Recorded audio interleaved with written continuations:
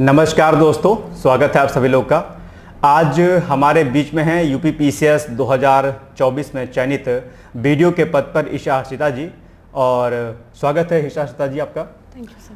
आज ईशा से हम इनकी पूरी जर्नी के बारे में बात करेंगे, इनके संघर्षों के बारे में बात करेंगे कि दरअसल पीसीएस की परीक्षा जो इतनी बहुप्रतीक्षित परीक्षा होती है, किस प्रकार से हम तैयारी करते हैं और इस तैयारी के दौरान दरअसल एक जो छात्रा होती है, जो एक महिला होती है, दरअसल उसके लिए क्या संघर्ष होते हैं। और ईशा बताएंगे किस तरीके से उनका संघर्ष रहा है। आज आप उनकी स्टोरी सुनेंगे, उनके संघर्षों को सुनेंगे तो मुझे लगता है कि निश्चित तौर पर एक बहुत बड़ा मोटिवेशन मिलेगा आपको। और ग्रामीण पृष्ठभूमि में जो महिलाएं रहती हैं, जिनके सामने कई प्रकार की समस्याएं आती हैं वैवाहिक चीज़ों को लेकर के, और कई बार पारिवारिक दबाव आदि भी आ जाते हैं, तो उन सारे संघर्षों को आज हम लोग यहाँ पर देखेंगे किस प्रकार से ईशा ने जो है अपने संघर्षों को पार करते हुए आज वीडियो के पद पर वो चयनित हुई हैं और सभी के लिए जो है एक मोटिवेशनल फैक्टर के रूप में काम कर रही हैं। तो स्वागत है पुनः आप सभी का। और चलिए, सबसे पहले ईशा मैं आपसे जानना चाहूँगा कि ये जो जर्नी आपकी रही है, इस जर्नी में आपने कोई ऐसा पॉइंट रहा जहाँ पर आप बहुत परेशान हो गई? सबसे पहले तो मैं आपसे यही जानना चाहूँगा, बाकी फिर मैं आपके बैकग्राउंड के बारे में जानूँगा। सर ऐसा हुआ कि 2024 के मेंस के बाद मेरा यूपीएससी का मेंस था एंड मेरे दोनों पेपर बहुत अच्छे हुए थे, बट वहाँ पे मेरा सिलेक्शन नहीं हुआ यूपीएससी में। एंड फिर उसके बाद कुछ पारिवारिक टेंशन्स थी, उसकी वजह से मेरे प्रीलिम्स 2025 यूपी पीसीएस में भी मेरा सिलेक्शन रुक गया। तो जब वो चीज़ हुई तो वो शायद इस प्रिपरेशन का लोएस्ट पॉइंट था कि मतलब अगर बिकॉज नेक्स्ट प्रीलिम्स जो है वो 6 दिसंबर को है कि अगर अब नहीं होगा तो फिर बहुत लंबा इंतज़ार है। बिल्कुल। तो वो सबसे ज़्यादा लोएस्ट पॉइंट था, बट उसमें मेरा जो फैमिली का सपोर्ट है, उन्होंने विश्वास रखा कि नहीं हो जाएगा, आप पढ़ते रहो, होगा सिलेक्शन। ठीक है। तो ईशा, एक पॉइंट तो मैंने स्टार्टिंग कैसे कर दी, हालांकि एक क्वेश्चन ये बात का था कि मैंने सोचा कि आपसे पहले पूछ लें। अब आपके बारे में अगर आपसे जानना चाहूँ कि आप अपने बारे में कुछ बताना चाहें, कैसे आपने चीज़ों को स्टार्ट किया, क्या किया, तो क्या है आपकी जर्नी पूरी प्रॉपर? सर मैंने पहले अपना ग्रेजुएशन कंप्लीट किया lady Shri Ram college Delhi university से 2015 में। फिर उसके बाद मैंने अपना पोस्ट ग्रेजुएशन कंप्लीट किया मैथमेटिक्स में ही 2017 में हंसराज कॉलेज से। फिर सर मेरी जर्नी यूपीएससी के लिए स्टार्ट होती है। यूपीएससी? Yes sir. फिर मैंने 2017-18 में तैयारी अपनी करी एंड 2018 में मैंने अपना पहला अटेम्प्ट दिया। ठीक है। बट सब उसमें मैं क्वालिफाई नहीं कर पाई। फिर 2019 में मैंने क्वालिफाई किया, मैंने मेंस लिखा, बट उसमें क्वालिफाई नहीं किया, मतलब वो क्वालिफाई नहीं हुआ मेरा। फिर सब मेरे मल्टीपल टाइम्स 20 में 21 में यूपीएससी क्लियर नहीं हुआ, प्रीलिम्स ही नहीं क्लियर हुआ। फिर सब मेरे जो साथ के दोस्त थे वो उस समय यूपी पीसीएस के लिए मुड़े, तो मैंने सर 2022 में इंटरव्यू दिया यूपी पीसीएस का। जी सर। 18 में संभवतः जो है मेंस शायद सब्जेक्टिव हो गया था क्या? जी सर। सर यूपीएससी की ही लाइन पे बिल्कुल आ गया था। तो सर मैंने 22 में इंटरव्यू दिया, बट सर वहाँ पे भी फाइनल सिलेक्शन नहीं हुआ, मेरा मैथमेटिक्स ऑप्शनल था। फिर सर 23 में मैंने फिर इंटरव्यू कॉल दिया, बट सर उस टाइम 2 मार्क्स से मेरा फाइनल सिलेक्शन रुक गया। एंड सर अभी ये 2024 में वीडियो का पद मुझे मिला है। ओके, ठीक है, शुभकामनाएं। तो ईशा, मैं आपसे जानना चाहूँगा कि आपकी जो पारिवारिक पृष्ठभूमि रही है उसमें सबसे ज़्यादा अगर मैं आपसे जानना चाहूँ कि दरअसल सहयोग किसका रहा इस पूरी जर्नी में, क्योंकि निश्चित तौर पर उतार चढ़ाव बहुत आते रहते हैं, बहुत सारे संघर्ष आपने देखे होंगे। आप एक महिला हैं तो निश्चित तौर पर बहुत प्रकार की समस्याएं आपको देखने को मिली होंगी। मैं बस आपसे ये जानना चाहता हूँ कि इस पूरी जर्नी में जो है ऐसा कौन सा मोटिवेशनल फैक्टर रहा जिस जिद ने आपको आज इस मुकाम तक पहुँचा दिया और जहाँ आज आप हम बातचीत कर रहे हैं? सर एक्चुअली सिविल सर्विसेज में आने का सपना मेरे फादर का था। ओके। एंड जब मेरे फादर का नहीं रहे 2014 में, तो सबने मुझसे ये बोला कि अगर आप अपने पापा से प्यार करते हो तो आप प्रूफ करिए उस चीज़ को। जी। तो वो मेरे दिमाग में इतना बैठ गया था कि ये 2014 की बात है जी। कि ये चीज़ मतलब पापा के इतने करीब रही है, उनका सपना है कि उनका बच्चा जो है वो आईएएस ऑफिसर बने। सर जब मल्टीपल फेलियर्स आए तो इस जर्नी में जैसे ये मेरे फादर का सपना है, तो मेरी जो सिस्टर है एंड मेरी मदर, उनका योगदान बहुत ज़्यादा है इस पूरी जर्नी में। क्योंकि जब मेरा विश्वास अपने ऊपर हट गया तो उन्होंने मेरे ऊपर कभी डाउट नहीं किया। एंड एज अ फीमेल जो पारिवारिक एक्सटेंडेड फैमिलीज में मेरी फैमिली भी सपोर्टिव है, बट कहीं ना कहीं जो शादी का प्रेशर होता है कि कहीं सिलेक्शन नहीं हो रहा है, शादी कर देनी चाहिए, तो उसमें मेरी मदर ने कभी वो सब चीज़ें मेरे तक आने नहीं दी। वो हमेशा अपने तक ही रख के ये चीज़ वो कर लेती थी कि नहीं, पहले उसे अपने पैरों पे खड़ा होना है, पहले उसे कुछ बनना है, उसके बाद ही शादी होगी। ठीक है। तो सर दोनों चीज़ों में कि उन्होंने जो एक्सटर्नल टेंशन्स थी वो मेरे तक नहीं आने दी। एंड सर जब मैं बहुत डीमोटिवेट हुई तो उन्होंने जो उनका ट्रस्ट था वो मतलब उनको देख के ही मैं आगे बढ़ती थी कि अगर वो यकीन कर रही हैं तो हो जाएगा। बिल्कुल। देखिए यहाँ पर एक बहुत महत्वपूर्ण बात मैं आप लोगों से शेयर कर दूं कि सिविल सर्विसेज की जर्नी दरअसल अपने आप में बहुत कठिन मानी जाती है। और जैसा कि ईशा ने कहा कि परिवार में उनकी माँ ने और बहन ने साथ दिया, तो जो भी लोग इस पूरे वीडियो को देख रहे हैं और अगर यह वीडियो कोई पेरेंट्स देख रहा है तो हमारी तो रिक्वेस्ट यही है कि अपने बच्चियों को पढ़ने का मौका दरअसल जरूर दें। और आपसे भी हमेशा कहना चाहूँगा कि आप ज़रूर जो है कुछ फैक्टर यहाँ पर कहें कि भाई जो माँ बाप अपने बच्चियों को बहुत जल्दी शादी के लिए जो है प्रेरित करने लगते हैं कि बेटा शादी कर लो, बहुत सारी चीज़ें आ जाती हैं। कई बार फ़ोन कॉल्स हम लोग के पास भी आते हैं कि सर प्रिपरेशन करनी पीसीएस की यूपीएससी की, लेकिन मौका उन्हें नहीं दिया जा रहा है। आप क्या संदेश देना चाहेंगे ऐसे परिवार को कि कितना सपोर्ट करना चाहिए अपने बच्चों को? सर मैंने अपने परिवार से जो सीखा है, एंड सर आजकल जो 21वीं सदी है उसमें लड़का लड़की बिल्कुल बराबर है। बिल्कुल। सर हर जगह जहाँ बेटे को पढ़ाया जा रहा है, अगर एक लड़की आगे बढ़ के आती है तो सर वो समाज के लिए बहुत कुछ कर सकती है, अपने दोनों परिवारों के लिए बहुत कर सकती है। जहाँ से जो उनके माँ बाप हैं एंड जहाँ शादी होके जाएगी उनका भी बहुत नाम रोशन होगा। एंड सर सबसे जो मेजर फैक्टर है कि अगर शिक्षित महिला होंगी, वर्किंग वुमेन्स होंगी, तो जो आने वाली जनरेशन है उनको बहुत अच्छी सीख मिलेगी। एंड वहाँ पर literacy rate, education, health background वो सब बहुत इम्प्रूव होंगे। तो सर मेरी यही सबसे रिक्वेस्ट है कि अगर कहीं पर कोई भी लड़की पढ़ रही है एंड उनका सपना है, वो डेडिकेशन के साथ पढ़ रही है, तो शादी भले कुछ समय के बाद हो जाएगी, लेकिन ये जो चीज़ जब मिलेगी तो इसका इम्पैक्ट बहुत ज़्यादा होगा। तो सारे परिवारों को अपनी बेटियों को सपोर्ट करना चाहिए कि वो आगे पढ़े और जहाँ तक वो पहुँच सके वहाँ तक वो पहुँचे। बिल्कुल, ये बात बिल्कुल ईशा ने एकदम सही कही है। और मुझे लगता है कि कहा भी गया है कि यत्र नारीः पूजन्ते रमन्ते तत्र देवता, तो नारियां अपने आप में बहुत सम्माननीय होती हैं। और मुझे लगता है कि अगर हम उनको एजुकेशन के माध्यम से आगे बढ़ने का मौका दें तो निश्चित तौर पर ये देश, समाज और ये पूरा परिवेश हमारा चेंज ज़रूर होगा। चलिए, बहुत अच्छी बात कही आपने। और इसके अलावा मैं ईशा आपसे जानना चाहता हूँ कि जब आपका रिजल्ट आया तो वो खुशी जो है आपने सबसे पहले किसके साथ में बांटी, और रिजल्ट आपका हो गया, आप इस पद पर चयनित हो गई हैं, ये किसने आपको बताया? स्वयं आपने रिजल्ट देखा या किसी मित्र ने या घर वालों ने देखा? सर मैंने स्वयं ही देखा। मतलब मैं रात में इंतज़ार कर रही थी एंड मुझे लग रहा था अब शायद नहीं आएगा क्योंकि 12 बजने वाले थे, लेकिन एकदम से वो पीडीएफ पॉपअप हुआ कि ओपन पीडीएफ। एंड सर पहले मैंने सारे डिप्टी कलेक्टर के पद देखे, उसमें नहीं हुआ। फिर मैंने पहले सोचा था कि सर मैं बाकी अपने दोस्तों का नाम सर्च करूंगी, मैं अपना सबसे लास्ट में देखूंगी, बट वो एक्साइटमेंट इतनी होती है कि मैंने तुरंत ईशा हर्षिता डाला एंड मैं अपने घर के आंगन में खड़ी हुई थी। एंड वहाँ वो जो एक फीलिंग ऑफ रिलीफ था उसको देख के फिर मैं तुरंत अपनी मम्मी और अपनी सिस्टर के पास गई एंड उनको बोला कि हो गया। तो वो लोग जो उनके चेहरे पे एक्सप्रेशन था वो भी लाइफ टाइम मेमोरी है। मतलब बहुत अच्छा वो है। एंड फिर उसके बाद मेरे फ्रेंड्स ने देखा तो उनका कॉल आया कि चयन हो गया है, तो उसके लिए बहुत बहुत बधाई।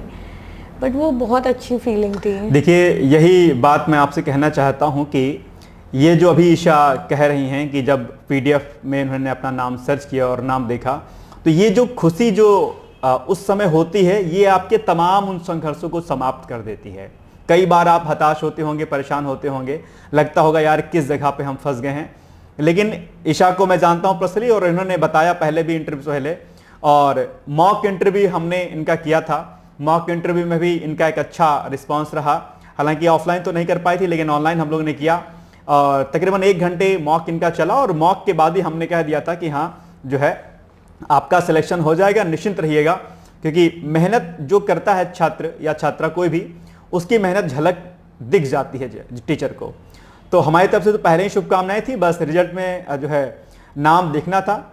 और बाकी जो अभी ईशा ने कहा कि जो खुशी मिली मुझे, उस खुशी को अगर आप लोग भी चाहते हैं कि मुझे मिले, तो मैं ईशा के माध्यम से आपसे बस इतना कहना चाहता हूं कि जहां आज ईशा का हम इंटरव्यू ले रहे हैं, कल आप भी यहां पर बैठ के अपना इंटरव्यू दे सकते हैं। कल को आप भी एक बड़े पद पर जो है चयनित होकर के देश और समाज की सेवा कर सकते हैं। चलिए ईशा, अब इसी जर्नी में हम लोग आगे बढ़ते हैं, और थोड़ा अब हम लोग एकेडमिक के बारे में बातचीत करेंगे। आपका बैकग्राउंड जो एकेडमिक रहा है, क्या रहा है, और ये किसी ने आपसे कहा क्या कि आपको सिविल सर्विसेज में जाना है, या आपकी अपनी खुद की इच्छा रही है शुरू से, या फादर ने कहा, या उसके पहले भी किसी ने कहा था? सर मैंने बीएससी मैथ्स ऑनर्स किया है। ओके। बट सर जो इनिशियल मोटिवेशन था सिविल सर्विसेज का, वो मेरे फादर से ही आया। बट सर जैसे जैसे मैंने इसके बारे में पढ़ा कि ये क्या पोडियम है, क्या प्लेटफॉर्म है, कैसे मैं लोगों के लिए लाइफ में कंट्रीब्यूट कर पाऊंगी, तो उससे मैंने मतलब जो एक मेरी पर्सनल विश थी, मैं एक्चुअली समृद्ध परिवार से भी बिलोंग करती हूँ, तो फाइनेंशियली कोई दिक्कत नहीं थी। तो पापा जिस तरीके से काम करें, तो एक उनसे सीख मिली थी कि लाइफ में सबसे बड़ी चीज़ होती है कि लोगों के लिए कुछ कर पाए। वो जो रात में जब हम सोएं तो एक सुकून हो कि हमने एक अच्छाई करी जिससे लोगों की लाइफ बेटर हुई। तो एक वो मोटिव ज़रूर था, एंड वो मोटिव कॉर्पोरेट सेक्टर में मेरे हिसाब से मतलब नहीं पूरा हो सकता था। तो अभी जो बीडीओ का पद मुझे मिला है, उसमें भी मेरी प्राथमिकता यही रहेगी कि जो ज़रूरतमंद है उनकी ज़रूरतें पूरी हों, और जो बेस्ट हो सके उनके लिए वो मैं कर पाऊँ। बिल्कुल। देखिए, यही इस जॉब की खूबसूरती है कि आप अपने कंट्री के लिए, अपने जो है स्टेट के लिए, अपने गांव के लिए, जो भी जहां पे आपकी जॉइनिंग होती है उनके लिए, और उनके आसपास जो रहने वाले जो लोग आदि होते हैं उनके लिए आप बहुत बेहतर कर पाते हैं। और चूंकि जैसा कि ईशा ने कहा कि ये उनके पिता की भी इच्छा रही है, तो अब जब वो काम करेंगे तो उनको लगेगा हाँ कि उनके पिता उनके साथ हैं। वो एक जो मोटिवेशन फैक्टर जो इनका शुरू से साथ में रहा पिता वाला, निश्चित तौर पर इनको और आगे बढ़ने के लिए प्रेरित करेगा। इसकी मैं शुभकामनाएं भी ईशा को देता हूँ। और ईशा, अब इसी जर्नी में आप ये बताइए कि जैसे तैयारी करने की हम लोग थोड़ा बातचीत कर लेते हैं अब, क्योंकि कहीं ना कहीं आप लोग के मन में भी प्रश्न होगा कि मैम बताएं जो है कि तैयारी कैसे करते हैं, क्योंकि ये एक आप लोग जो है ना सिलेक्टेड लोगों के जो है चीज़ों को बहुत लोग सुनते होंगे, मानते भी हैं। हम लोग तो पढ़ाते हैं, आप लोग हमारी बात जानते होंगे, सुनते होंगे, लेकिन जब कोई सिलेक्ट हो गया आता है तो लोग उसकी बातों को थोड़ा और शिद्दत के साथ सुनते हैं। तो ईशा, मैं आपसे जानना चाहता हूं कि एक बहुत कॉमन चीज होती है सिविल सर्विस की तैयारी में, प्री और मेंस की तैयारी। कई बार लोग प्री पहले कर लेते हैं, मेंस बाद में करते हैं। कई बार लोग लंबे समय तक प्री की तैयारी करते रहते हैं। मैं आपसे जानना चाहता हूं ईशा कि एक्चुअली में यूपीएससी की बात कर लूं या पीसीएस की बात कर लूं, बेसिकली तैयारी का सही तरीका क्या है? सर पहले इंटीग्रेटेड मोड में ही करें, लेकिन पहले सर मेंस को प्राथमिकता देनी चाहिए। उसका सर रीज़न ये है कि जो मेंस का सिलेबस है वो वेल डिफाइंड सिलेबस है, एंड अगर हम दोनों चीज़ों को एक बार हमने मेंस का सिलेबस कवर कर लिया तो जो प्रीलिम्स के क्वेश्चंस हैं वो भी डील होने लगेंगे, क्योंकि प्रीलिम्स के ज़्यादातर क्वेश्चन वहाँ से आते हैं जो मेंस के सिलेबस में है। एंड सर अगर इंसान सिर्फ प्रीलिम्स करेगा तो उसका सबसे बड़ा ड्रॉबैक ये है कि मान लीजिए प्रीलिम्स क्लियर हो जाता है तो प्रीलिम्स के बाद मेंस की तैयारी में बहुत कम समय मिलता है, तो आप उन 3 महीनों में या 4 महीनों में फ्रेशली तैयार नहीं कर सकते, क्योंकि वो टाइम जो होता है वो रिविजन का होता है। इसलिए मेरा जो मुझसे भी ये बहुत गलतियां हुई हैं जब मेरा नहीं हो रहा था कि मैं प्रीलिम्स को बहुत ज़्यादा फोकस कर रही थी, लेकिन जब मैंने मेंस लिखा तो मुझे रियलाइज हुआ कि मेंस ही इसीलिए उसका नाम मेन है, क्योंकि वो मेन ही चीज़ है। ये बहुत महत्वपूर्ण बात ईशा ने बोली, और अक्सर आपने देखा होगा, मैं वीडियो में कहता रहता हूँ कि मेंस का नाम ही मेंस है, वो अपने आप में मुख्य है। अगर आपने मुख्य चीज को तैयार कर लिया तो जो पहला स्टेप है आपका वो ऑलरेडी जो है आपका प्रिपेयर हो जाता है। क्यों ईशा? बिल्कुल जी बिल्कुल ठीक है। अच्छा ईशा, एक चीज मैं आपसे और पूछना चाहूंगा कि नोट्स बनाने को लेकर के जो है, और आंसर राइटिंग प्रैक्टिस, दो चीज़ें बड़ी अहम होती हैं। आप लोग में से कुछ लोग करते होंगे, कुछ लोग नहीं करते होंगे। मैं ईशा आपसे जानना चाहता हूं कि नोट्स बनाना चाहिए या नहीं बनाना चाहिए, एक प्रश्न। दूसरा, इसके अलावा आंसर राइटिंग प्रैक्टिस आपने किस रूप में किया? आपने कोई कोचिंग ज्वाइन किया था आपने इसलिए इस तरीके से किया आपने, या आपने सेल्फ जो है अपनी एवोल्यूशन वगैरह किया, कैसे किया? सर, नोट मेकिंग में मेरा मानना है कि फर्स्ट रीडिंग के बाद कभी नोट्स नहीं बनाने चाहिए। फर्स्ट रीडिंग में आप एक बार पढ़िए, सेकंड रीडिंग में पढ़िए, एंड सर थर्ड रीडिंग पढ़ने से पहले आप प्रीवियस ईयर क्वेश्चन पेपर ज़रूर देखिए, ताकि आपको ये आइडिया लग सके कि जो हम पढ़ रहे हैं वो किस डायरेक्शन में पढ़ रहे हैं एंड क्वेश्चंस किस उसमें पुटअप हो रहे हैं। तो उससे ये एक बेटर वे होगा नोट्स बनाने का, क्योंकि हम सिर्फ वही कवर करेंगे जो क्वेश्चंस पूछे जा रहे हैं। अदरवाइज सर ये बहुत बड़ा होराइजन है, इसको कवर करना बहुत मुश्किल है। बिल्कुल। तो सर थर्ड रीडिंग में नोट्स बनाना चाहिए एंड सिलेबस एंड पीवाईक्यू को एनालाइज करने के बाद बनाने चाहिए। एंड सर आंसर राइटिंग में भी सेम चीज़ है, जब हम थर्ड रीडिंग कर लें, थर्ड बार पढ़ लें, क्योंकि पहली बार अगर पढ़ के आंसर राइटिंग करेंगे तो उस टाइम रिकॉल करने में दिक्कत होगी एंड हो सकता है डीमोटिवेशन भी आए। तो आप एक बार जब थर्ड टाइम रीड कर लेंगे एंड आपने पीवाईक्यू एनालाइज कर लिए हैं, उसके बाद आप सब्जेक्ट वाइज या टॉपिक वाइज उसके आंसर्स लिखिए। एंड सर टेस्ट सीरीज भी कर सकते हैं।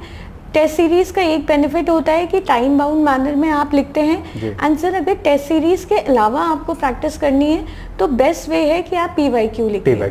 बिल्कुल, ये एक बहुत महत्वपूर्ण बात ईशा ने कही।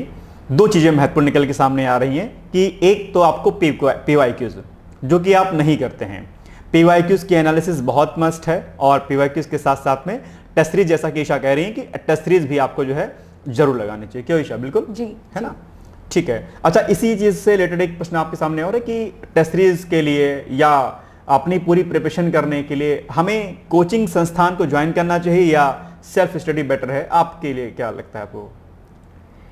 सर एक्चुअली मेरी फैमिली में कोई मुझे गाइड करने वाला नहीं था। ठीक है। तो जो गाइडेंस होती है, एक डायरेक्शन कोचिंग प्रोवाइड करते हैं, but sir without self study coaching के साथ भी at the end of the day पढ़ना हम ही लोगों को होता है। तो कोचिंग डायरेक्शन देती है एंड सेल्फ स्टडी करके मतलब उस डायरेक्शन पे आगे बढ़ सकते हैं। तो दोनों चीज़ें इंपॉर्टेंट है। बिल्कुल। कंक्लूजन इसका ये है कि अगर आपके घर में कोई ऐसा मेंटोर, कोई ऐसा गाइड करने वाला है तो आप चाहें तो घर पे रह के प्रिपरेशन कर सकते हैं। बहुत सारे लोग प्रिपरेशन करते भी हैं, लेकिन कोचिंग जो होती क्या होती है ना, आपके दुर्गम रास्ते को थोड़ा सा आसान कर देती है। एक्चुअली में ड्राइव जो करना है गाड़ी वो आप ही को करना है। सड़क को सही बनाने वाला और उसको दिशा निर्देश देने वाला कोचिंग संस्थान होता है, कोच वही हो सकता है। तो ये आपके ऊपर निर्भर करेगा कि आप चाहें तो कोचिंग करें, अन्यथा ना करें। कोचिंग कर लेंगे तो आसान जो रास्ता आपका हो जाएगा। बिल्कुल है ना जी? ठीक है। अच्छा ईशा, इस पूरी तैयारी में जो आपके 6 पेपर मुख्य परीक्षा के होते हैं, 6 पेपर मुख्य परीक्षा के होते हैं, उसमें उत्तर प्रदेश विशेष को लेकर के छात्रों के बीच में जो है थोड़ा शंकाएं बहुत ज़्यादा रहती हैं। कंटेंट अभी चूंकि नया पेपर इंट्रोड्यूस हुआ है, इसमें पेपर 5 और पेपर 6 के को लेकर के आपकी क्या स्ट्रेटजी रही है? सर जैसे मैंने 2023 में पेपर दिया था, उस टाइम में ज़रूर कंटेंट की कमी थी, बट सर इस समय बहुत सारा मटेरियल है। आप रेफ़र कर सकते हैं 2-3 कोचिंग के मटेरियल को, बट सेम चीज़ कंटेंट के उसमें भी है कि आप सिलेबस के अकॉर्डिंग आप पढ़िए।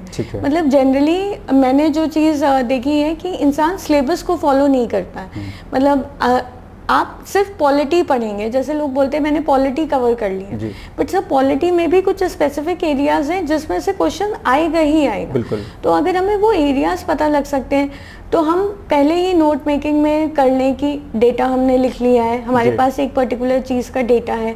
फिर सर बॉडी में जो उसके प्रोज एंड कॉन्स हैं उसके लिए हमारे पास मटेरियल है, हमारे पास वे फॉरवर्ड है, एंड उसका वेल सब्सटेंशिएट करने के लिए डेटा भी हमारे पास है। तो सब वो सेग्रीगेटेड मैनर में बन जाएगा। एंड सर हम उसको मल्टीपल टाइम्स रिवाइज करेंगे तो जो मेन पेपर होता है उसमें रिकॉल करने में आसानी होगी। बिकॉज सर 4 दिन की रिगरस साइकिल होती है विदाउट एनी ब्रेक। आपको एक दिन में 2 पेपर लिखने होते हैं, 6 आवर्स की राइटिंग है, एंड फिर एट द सेम टाइम आपको जहाँ पर भी आप रुके हुए हैं आपको दूसरा पेपर रिवाइज करना है। बिल्कुल। तो सर उसके लिए बहुत ज़रूरी है नोट बनाना एंड सेग्रीगेटेड वे में इंफॉर्मेशन हो। तो ईशा, मैं आपसे जानना चाहूँगा कि अगर मैं आपसे कोई एक स्पेसिफिक बुक पूछूं या किसी का नोट्स पूछूं तो आप क्या सजेस्ट करना चाहेंगे हमारे स्टूडेंट्स को इसके लिए? सर मैंने 2-3 जगह से फॉलो किया था एंड 2-3 जगह से पढ़ के फिर मैंने खुद का मतलब बेस नोट्स प्रिपेयर। कोई ऐसी स्पेसिफिक बुक आपको नजर आती जो आप कह सके हाँ यार ये बेस्ट है? इंग्लिश मीडियम से आप रही हैं, है ना? जी, जी। हाँ, ईशा इंग्लिश माध्यम से रही हैं, और तो अब आप बताइए कि ऐसा कोई मैटर जो आपको लगता है कि हाँ यार ये बेस्ट है, या कंबाइंड आपने चीज़ों को किया? सर कुछ कोचिंग इंस्टीट्यूट्स के मटेरियल आते हैं, जैसे DA IAS की इनिशियली मैंने 23 में रेफ़र करी थी, तो मेरा बेस वही था। फिर सर मैंने डेटा एंड फैक्ट्स के लिए अभी रिसेंटली एक QEP प्रोग्राम चला है सर, उन्होंने डेटा दिया हुआ था, तो मैंने DA के साथ उस डेटा को इंक्लूड किया। And sir apart from that मेरे एक दोस्त बहुत अच्छे रहे हैं, वो एज अ मेंटोर मुझे गाइड करते थे, तो वो भी ऑनलाइन कोचिंग पढ़ाते थे, तो उनका जो मटेरियल था जो मुझे कमी लगती थी मैं उससे भी इंक्लूड कर देती थी। तो मल्टीपल रिसोर्सेज रहे हैं आपके पास। इनफैक्ट मैं क्या मतलब मैं ऐसे पुट अप कर सकती हूँ इस चीज़ को कि जस्ट मटेरियल मतलब जो भी टॉपिक है जहाँ मुझे सबसे अच्छा मटेरियल लगता था मैं वहाँ चली जाती थी। मतलब कोई पर्टिकुलर बैरियर नहीं था कि अगर ध्येय पढ़ना है तो सिर्फ ध्येय ही पढ़ना है, कहीं पर भी अगर मटेरियल है, बिकॉज हमें तो सब जगह से बेस्ट चाहिए। बेस्ट बिल्कुल। तो मैंने हर जगह का बेस्ट इंक्लूड किया था। ठीक है, ठीक है। मतलब क्योंकि पेपर 5 और 6 ऐसा है, मुझे याद है शायद 2023 या 22 का पेपर जो हुआ था उसमें शायद पेपर 5 में मार्क्स बहुत कम आए थे। 6 में 6 में हाँ 6 में कम आए थे। तो 5 और 6 को लेकर के स्टूडेंट्स के बीच में जो है थोड़ा सा डर का भाव रहता है अपने आप में। आप लोगों से बस यही कहना चाहूंगा, अच्छा इसमें गवर्नमेंट की जो वेबसाइट्स वगैरह होती हैं है ना, उसका भी इस्तेमाल, कोई ऐसी वेबसाइट उत्तर प्रदेश विशेष को लेकर के आप बताना चाहेंगे? सर GS6 में एक इन्वेस्ट यूपी करके है, इन्वेस्ट यूपी सर, उसमें GS6 के बहुत सारे डेटा हमें मिल जाएंगे, एग्रीकल्चर से रिलेटेड, इन्वेस्टमेंट से रिलेटेड, इंडस्ट्रियलाइजेशन से रिलेटेड, कहाँ कहाँ इंडस्ट्रियल पार्क बन रहे हैं, क्या उनका क्राइटेरिया है, या जो भी नई एडिशनल इंफॉर्मेशन है वो सब वहाँ पे मिल जाएंगे। डेटा के लिए वो बहुत इंपॉर्टेंट है। एंड सर एक विजन 2030 डॉक्यूमेंट आया था सर, उसको भी वो ऑल्दो बहुत बल्कि है बट ऊपर से हम डेटा उससे ले सकते हैं। ठीक है, बिल्कुल। 2 चीज़ें ईशा ने बताई यूपी स्पेशल को लेकर के, आप लोग इसको फॉलो कर सकते हैं। अच्छा ईशा, मैं आपसे जानना चाहता हूं कि जो हमारे सामान्य के 6 पेपर होते हैं, 6 पेपर में कौन सा ऐसा सेगमेंट है जिस पे आप ज़्यादा फोकस करना चाहेंगे कि यार ये सेक्शन तो बड़ा महत्वपूर्ण है हमारे लिए, इसको इस सेक्शन को करके हम एक अच्छे मार्क्स को गेन कर सकते हैं? ऐसा कोई स्पेसिफिक आप बता पाएंगे कि यार ये सब्जेक्ट ज्यादा महत्वपूर्ण है, या इस सब्जेक्ट में ये वाला टॉपिक ज्यादा महत्वपूर्ण है? जैसे गवर्नेंस को आप इंपॉर्टेंस देंगे, एथिक्स को देंगे, किसको देंगे आप? सर ये भी सब्जेक्टिव चीज़ है। सर जैसे मुझे GS2 पर्सनली बहुत पसंद है, तो मेरी कोशिश हमेशा यही रहती है कि GS2 में मैं जितने नंबर गेन कर सकूं उतना वो करूं। ऐसे ही जिस भी स्टूडेंट का जो भी अच्छा फेवरेट सब्जेक्ट है उस पे उसको बहुत काम करना चाहिए, क्योंकि जो पसंद है उस पे आप ज्यादा मार्क्स अचीव कर लोगे, रादर देन एक पर्टिकुलर सब्जेक्ट का जो भी पसंद है उसको आप बहुत अच्छे। ये बहुत महत्वपूर्ण बात ईशा ने कही है, और इसी चीज को लेकर के मैं आप लोगों से जब मैं करंट की क्लास लेता हूं तो उसमें मैं कहता हूं कि जब प्री की बात मैं करता हूं तो उसमें मैं एक बात कहता हूं कि कुछ सब्जेक्ट अपने कोर बना लीजिए। कोर सब्जेक्ट का मतलब क्या होता है कि वो सब्जेक्ट जो आपको अच्छे तरीके से आता है, और कोई भी सब्जेक्ट अगर आपको अच्छे तरीके से आता है तो आप उसमें बेहतर मार्क्स ला सकते हैं। तो कुछ भी अपना सेक्शन, कुछ टॉपिक्स अपने, या कुछ सब्जेक्ट, एक बात। दूसरा, इसके अलावा जिस सब्जेक्ट में आप वीक हैं, बहुत वीक हैं, उसको आप क्या करिए, एवरेज कर लीजिए। यह ना रहे कि आप उसको छोड़ दें। तो जो कोर है आपका उसमें आप अच्छे मार्क्स ले आएंगे, और जो आपका वीक है आप उसको एवरेज ले आएंगे, तो दोनों मिला करके आपको सफलता दिला देगा। क्यों ईशा? बिल्कुल सही है। बिल्कुल। यही बात जो है प्रत्यक्ष अप्रत्यक्ष तौर पर ईशा ने आपसे कही है कि जिसमें आप परफेक्ट हैं आप उस विषय पर फोकस करें, बजाय इसके कि किसी ने आपसे कह दिया कि यार ये वाला सेगमेंट आपके लिए बड़ा महत्वपूर्ण, इसको करोगे तो हो जाएगा। हो सकता है कि ईशा ने जो टॉपिक आपको बताया हो उस टॉपिक में आप बहुत वीक हो, आपका प्रिपेयर ना हो पा रहा हो, तो ये आपको निर्णय लेना है कि 6 पेपर में से, वैसे तो सभी टॉपिक, सभी विषय महत्वपूर्ण होते हैं, इसमें तो कोई दो राय नहीं, लेकिन जिसमें आपको लगता है कि इस पेपर में आप बेहतर कर सकते हैं उसको और बेहतरीन करने का प्रयास कीजिएगा। बिल्कुल ईशा? जी बिल्कुल। ठीक है। अच्छा, निबंध को लेकर के भी कई बार जो है चीज़ें आती हैं। निबंध को लेकर के मैं आपसे जानना चाहता हूँ कि इसमें न्यूज़पेपर का क्या योगदान है, या निबंध को लेकर के हमें किस पेपर को पढ़ना चाहिए, कौन सी मैगजीन आदि रहेगी, कैसे निबंध को तैयार करें, इसके लिए आप क्या कहेंगे आप? सर मेरे क्योंकि निबंध में बहुत अच्छे मार्क्स नहीं रहे हैं, तो मैं अप्रोप्रिएट कैंडिडेट नहीं हूँ उसके बारे में बताने के लिए। बट सर जो भी टॉपिक्स हैं जो मेंस के सिलेबस में गिवन है, सब वो जनरली ओवरलैपिंग होती है जीएस के सब्जेक्ट्स के साथ। ठीक है। तो सर अलग से तैयारी करने की ज़रूरत नहीं है। जैसे एग्रीकल्चर पे जनरली क्वेश्चन होते हैं, इस बार 2025 के पेपर में भी ऑर्गेनिक फार्मिंग पे था, 2024 में एग्रीकल्चरल क्लाइमेट रेजिलियंस पे क्वेश्चन था। तो सर इस तरीके के, जैसे सेक्शन 1 में विमेन के ऊपर हमेशा होता है एक टॉपिक आपको मिलेगा, तो सर उसके लिए हम GS 1 जब पढ़ते हैं, GS 2 हम पढ़ते हैं, तो हमारा कंटेंट जो है वो वहाँ से तैयार हो जाता है। एंड सर उसके साथ में हम एक चीज़ और कर सकते हैं कि निबंध में जैसे एनेक्डोट्स का यूज़ कर सकते हैं, कुछ लोग पोएम्स का यूज़ करते हैं, कुछ कोट्स का यूज़ करते हैं, तो वो चीज़ हम कर सकते हैं। बिल्कुल सर जैसे 2024 के निबंध में फर्स्ट निबंध जो था फर्स्ट सेक्शन का, उसमें न्यू वुमेन के ऊपर था। तो सर मैंने उस टाइम में एनेक्डोट से स्टार्ट किया था कि जो न्यू वुमेन की परिभाषा है वो क्या है। ओके, ठीक है। महत्वपूर्ण बात तीशा ने कही है कि सबसे महत्वपूर्ण बात तो है कि अगर आप सामान्य अध्ययन के 6 पेपर को अगर आप रेडी कर लेते हैं अच्छे तरीके से, तो कहीं ना कहीं आप एक तरीके से एस्से का कंटेंट आपका रेडी हो जाता है। बिल्कुल।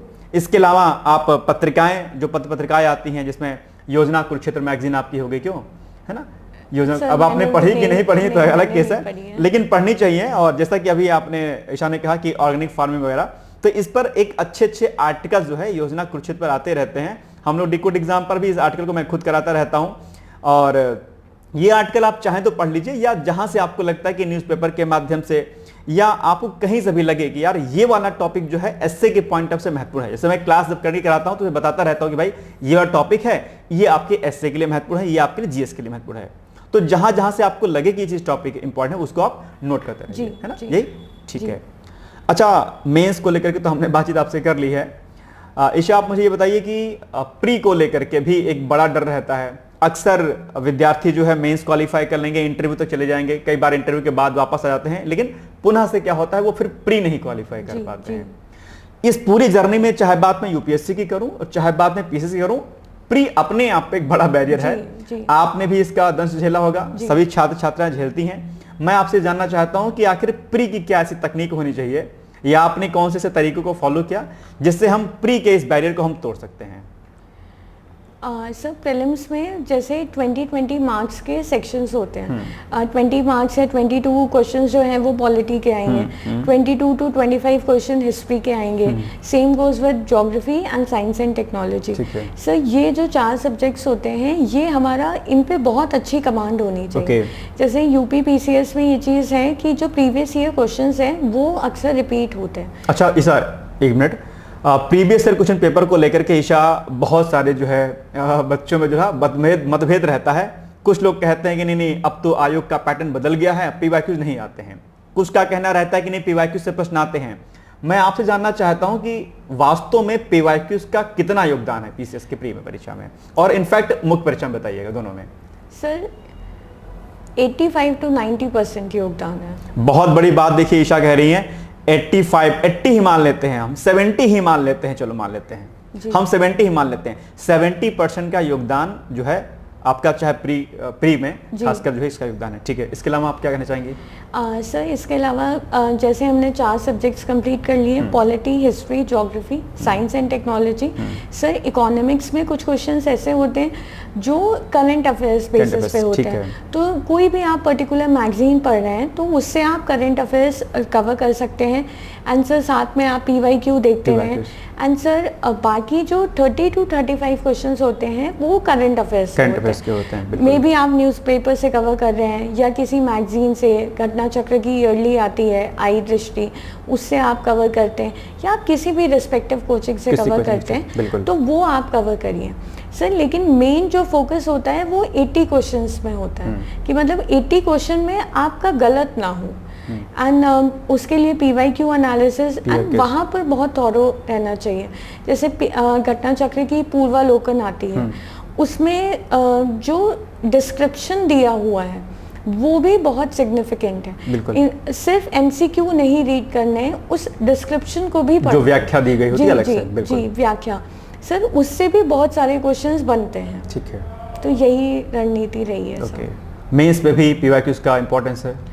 जी सर मेंस में पीवाईक्यू हमें डायरेक्शन देता है। जैसे जीएस 3 में एक टॉपिक है फूड प्रोसेसिंग इंडस्ट्रीज सर, उसके अंतर्गत 5 अंडर टॉपिक्स, सब टॉपिक्स हैं उसके अंदर सर। उसमें इस बार 2024 में up stream and down stream challenges के ऊपर आया था। इससे पहले सर 2023 में एफपीआई के पोटेंशियल के बारे में आया था। तो सर ऐसे टॉपिक्स हैं, इनको अगर आप बहुत अच्छे से तैयार कर लेंगे, ऐसे और भी बहुत सारे टॉपिक्स हैं, इंक्लूसिव ग्रोथ हो गया, एसडीजी गोल्स हो गए, तो सर इन पे क्वेश्चन बनेंगे ही बनेंगे अगर आप इनमें अच्छा स्कोर कर लोगे, क्योंकि सारे क्वेश्चन आते नहीं होते हैं। कहीं ना कहीं 1-2 क्वेश्चन आपको एवरेज लिखने पड़ेंगे या जेनरिक लिखने पड़ेंगे, तो वहाँ पे जो मार्क्स कटेंगे सर वो यहाँ पर फायदा कर जाएगा जो हमें आता है।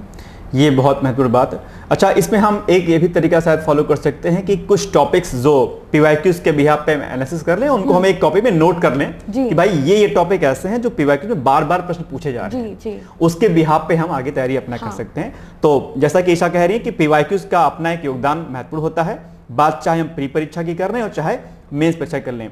अक्सर जब प्री का एग्जाम होता है या मेंस का होता है तो एक अफवाह जो है बाजार में बड़ी तेजी के साथ उड़ती है कि अब आयोग जो है पीवाईक्यू से प्रश्न नहीं पूछता है।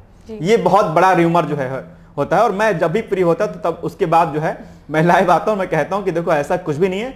आप अगर ये कह रहे हैं कि इस बार आयोग ने पीवाईक्यू से प्रश्न नहीं पूछा है, इसका मतलब कि आपने तैयारी ठीक ढंग से नहीं की है। आप तैयारी किए होते तो टॉपिक एक होता है, प्रश्न क्या करता है आयोग, उसको फ्रेमिंग को चेंज करके आपसे पूछ लेता है। प्रश्न वही मतलब टॉपिक वही रहता है, बस पूछने का तरीका क्या होता है अलग हो जाता है।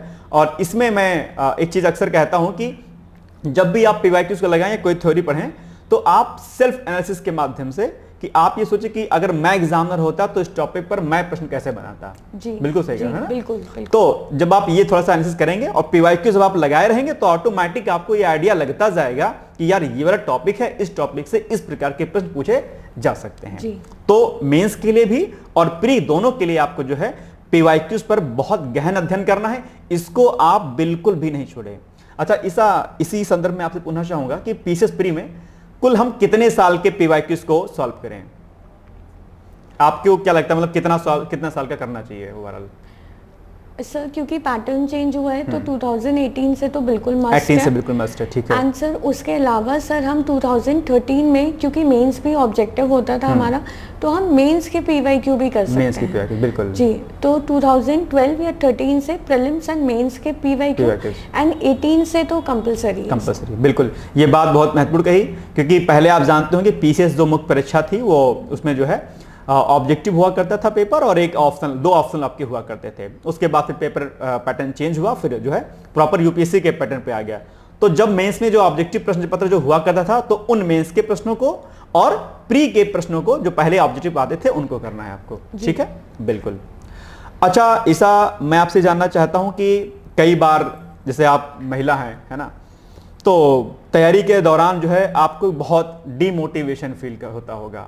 कई बार लगता होगा कि यार कहाँ हम फंस गए, है ना। कई बार लगता होगा कि यार पापा ने जो सपने देखे थे उस सपने को मैं पूरा कर भी पाऊंगी नहीं कर पाऊंगी, क्योंकि एक दबाव निश्चित तौर पर एक महिला के ऊपर रहता है, सामाजिक प्रेशर रहता है, शादी का प्रेशर रहता है। हालांकि वो एक अलग बात है कि ईशा की फैमिली ने इनको बहुत सपोर्ट किया, ये बहुत अच्छी बात है, लेकिन सब लोग आपके तरीके से, सारी बच्चियां जो है इतनी लकी नहीं होती हैं, ना घर से संपन्न होते हैं इतना, ना ज्यादा इतना सपोर्ट होता है। लेकिन बावजूद इसके कहीं ना कहीं आपको एक जो है प्रेशर फील होता रहा होगा। इस पूरे प्रेशर में, पूरे इस दबाव में आपने अपने आप को कैसे स्टेबल रखा कि हाँ यार करना है अपने को? क्या ऐसा फैक्टर बहुत ज्यादा रहा इंपॉर्टेंट? पिता वाला फैक्टर आपने कहा बिल्कुल बहुत जरूरी है, लेकिन फिर भी लगता होगा यार छोड़ देना चाहिए, क्या कैसे किया आपने इसको? सर आपने बिल्कुल सही कहा। एक तो फादर का मोटिवेशन था कि उनका सपना है तो वो नहीं ब्रेक होना चाहिए। एंड सर मेरा मतलब ये बहुत पर्सनल चीज़ है। मैंने सोचा था कि कभी भी उनसे अगर मिलना होगा तो एटलीस्ट मैं उनकी आंखों में आंखें डाल के ये ज़रूर बोल सकूं कि देखिए पापा, मैंने आपका सपना पूरा किया। तो वो जो चीज़ थी कि कभी मिलेंगे तो मैं उनको क्या बोलूँगी, तो वो एक ड्राइव थी। एंड सर सेकेंड ड्राइव जो थी, जब मैं इंटरव्यू तक पहुंची तो मुझे एक अंदर से कॉन्फिडेंस आया कि कुछ अधूरी है। जैसे 2023 में मैंने बताया कि 2 मार्क्स से मेरा रह गया था, तो मदर का सपोर्ट, सब लोग मतलब फैमिली में ये बोले कि नहीं, कुछ और मेहनत करने की ज़रूरत है एंड चीज़ें हो जाएंगी। तो सर एक जो इंटरनल पुश था पापा वाला, एंड सर एक्सटर्नल पुश जब मैंने इंटरव्यू दिया तो वो सब वहाँ से आया। मतलब वो जो कॉन्फिडेंस बूस्टअप हुआ कि हमने इंटरव्यू दे लिया है। एंड अभी भी जो मेरे फेलो फ्रेंड्स हैं जिनका नहीं हुआ है, मैं उनको भी यही बोलती हूँ कि सारे इंटरव्यू कैंडिडेट्स वेल क्वालिफाइड होते हैं। It's just a matter of time and luck कि आज हमारा नाम लिस्ट में है एंड उनका शायद अगली बार आ जाएगा, लेकिन सर उनको निराश नहीं होना है। एंड जो भी इस पेपर में लगे हुए हैं उनके लिए यही है कि निराश नहीं होना है, लगे रहना है एंड एक ना एक दिन नाम ज़रूर आएगा। एंड सर जब नाम आएगा तो सब चीज़ें गायब हो जाएंगी। बिल्कुल, ये बहुत बड़ी बात कही है कि हमें लगे रहना है, हमें रुकना नहीं, हमें झुकना नहीं है। बाधाएं आती हैं, बाधाएं आएंगी ही आएंगी, क्योंकि संघर्ष जो है वो जीवन का दूसरा नाम कहा गया है। और खासकर तब जब आप एक महिला होती हैं, महिला हैं तो न सिर्फ पारिवारिक दबाव, सामाजिक दबाव, बल्कि अपनी शारीरिक परेशानियां अलग से होती हैं, बहुत सारा मेंटली प्रेशर होता है। खासकर जब आप बाहर जाती हैं पढ़ाई करने तो वहाँ पर भी अलग प्रकार का एक संघर्ष देखने को मिलता है। लेकिन ईशा, आप भी शायद बाहर रह के ही पढ़ाई की हैं, है ना? तो इसी से मैं एक प्रश्न और करना चाहूँगा कि कुछ जो है गार्जियन जो है अपने बच्चियों को जो है बाहर पढ़ने से जो है रोकते हैं कि नहीं माहौल खराब है, आप बिगड़ जाएंगी, ऐसा करके। आप ऐसे गार्जियन को, या यूँ कहूँगा कि आप जो लोग देख रहे हैं उनको आप क्या एडवाइस देना चाहेंगे कि बच्चियों को बाहर पढ़ने का मौका देना चाहिए या नहीं, और बाहर क्या कुछ चैलेंजेस होते हैं और कैसे आपने उससे निपटा? सर एक ही संदेश है कि माँ बाप को अपने बच्चियों पे ट्रस्ट करना चाहिए। एंड सर आजकल टेक्नोलॉजी इतनी ज़्यादा बढ़ गई है कि हर जगह social media, video calling, normal call हम कर सकते हैं। तो कहीं पर भी पेरेंट्स ये पता कर सकते हैं कि उनके बच्चे क्या कर रहे हैं, कहाँ पर हैं। तो जो सेफ्टी कंसर्न्स हैं वो अब उतने नहीं रह गए एंड उससे हेल्प भी हो रही है बहुत। लेकिन sir at the same time बाहर के कुछ चैलेंजेस हैं, बट सर वो हर जगह हैं। एज अ मेल मेंबर भी बहुत सारे चैलेंजेस हैं and as a female member भी चैलेंजेस हैं। मेल को भी चैलेंजेस होते हैं, आप जानते हैं। ठीक है, मतलब जो हमारे मेल पर्सन्स हैं, जो स्टूडेंट हैं, उनके सामने भी चैलेंजेस होते हैं। चैलेंजेस तो हालांकि सभी के सामने होते हैं, डजंट मैटर मेल है फीमेल है। फीमेल के साथ चैलेंजेस कुछ ज़्यादा होते हैं, लेकिन मुझे लगता है कि पेरेंट्स को अपने बच्चियों को पढ़ने का मौका जरूर देना चाहिए। ये बात बहुत महत्वपूर्ण है और मैं कहता हूं कि क्योंकि जब आप मौका देंगे तो वो आपके नाम को और आगे बढ़ाएंगे। क्योंकि जब आप सिलेक्शन हो जाता है तो ईसा से पहले ईसा के पिता का नाम पूछा जाएगा, किसकी बेटी है जी। तो जैसा कि ईशा ने बताया कि आज पिता उनके बीच में नहीं है, लेकिन मुझे लगता है कि ईशा ने अपनी इस संघर्ष के दौरान जो उन्होंने सफलता प्राप्त की है, मुझे लगता है कि ये उनके पिता का एक पुनर्जन्म होगा। क्योंकि पेपर में नाम लिख के आ रहा होगा पिता का, बहुत सारी जगहों पर इनका नाम लिखा जाएगा, लोग पूछेंगे किसकी बेटी है तो नाम उनका लेंगे।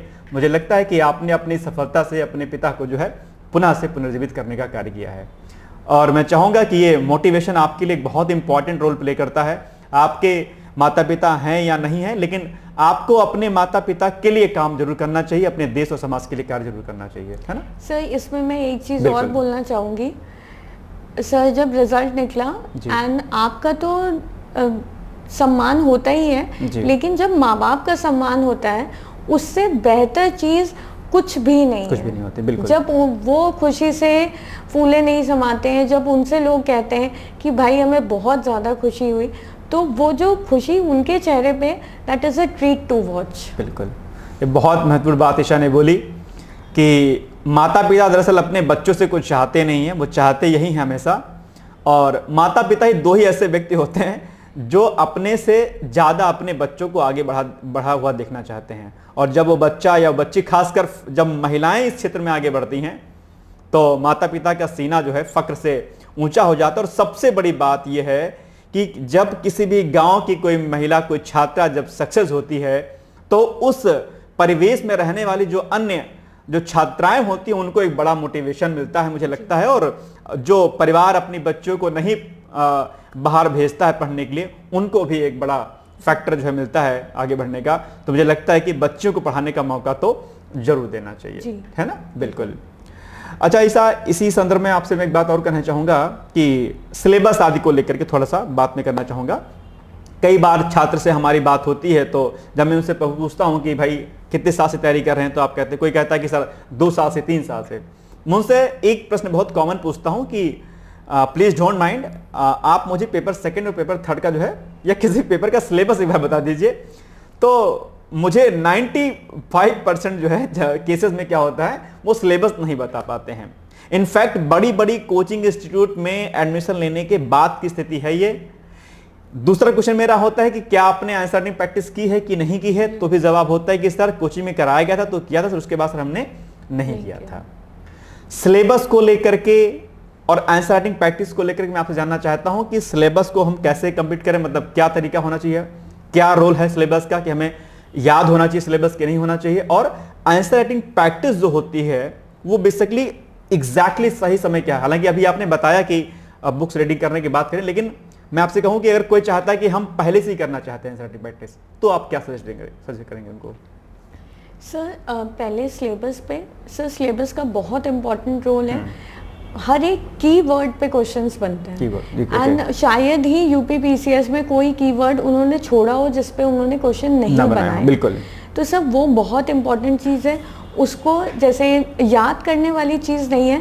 आप ये कर सकते हैं, आप 6 पेपर्स का सिलेबस निकाल लें एंड जो आपकी स्टडी टेबल है आप उस पर रखें। जितनी बार आप पॉलिटी पढ़ें या जितनी बार आप मॉडर्न इंडिया पढ़ें, आप एक बार सिलेबस देखें कि ये किस टॉपिक से आ रहा है। जैसे GS 1 में एक टॉपिक है फ्रीडम फाइटर्स या जो लीडर्स हैं उनके व्यूज़, उसमें सरदार वल्लभ भाई पटेल बहुत कॉमन टॉपिक है जिसपे मल्टीपल टाइम्स क्वेश्चन पूछा गया है कि कंट्रीब्यूशन ऑफ वल्लभ भाई पटेल बताएं, या सैयद अहमद खान के कंट्रीब्यूशन के बारे में बताएं education and literary. Short notes पर भी आता रहता है इस पे, है ना?